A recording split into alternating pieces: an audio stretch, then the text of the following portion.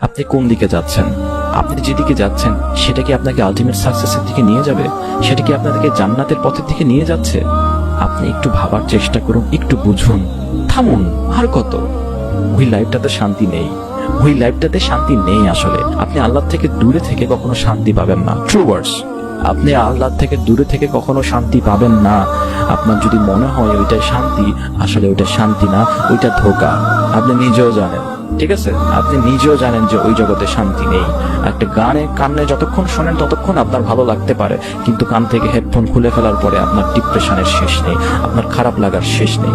আপনি যতক্ষণ নেশার ভিতরে থাকবেন, আপনার শরীরে যতক্ষণ নেশা থাকবে ততক্ষণ হয়তো বা আপনি ভালো লাগতে পারেন, কিন্তু যখনই 1-2 ঘন্টা পরে সেটা চলে যাবে তখনই আপনার ভিতরে অস্থিরতার ভাব শুরু হয়ে যাবে। আপনি ভালো থাকতে পারবেন না কখনো আল্লাহ থেকে দূরে থেকে। সুতরাং আল্লাহর কাছে আসুন, আল্লাহর কাছে আসুন।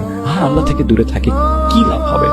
লাভটা কি? আর আল্লাহর কাছে সন্নিকটে আসলে ক্ষতিটা কিসের আপনার?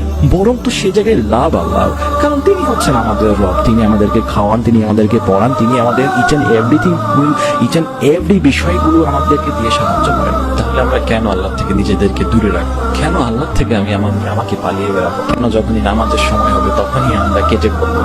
নামাজের আজান দিচ্ছে কিন্তু মসজিদের সামনে দিয়ে আমরা যাচ্ছি, কিন্তু তারপরও মসজিদের ভিতরে যাচ্ছি না। কেন এমনটা করছি? কেন আমি দূরে দূরে পালাচ্ছি?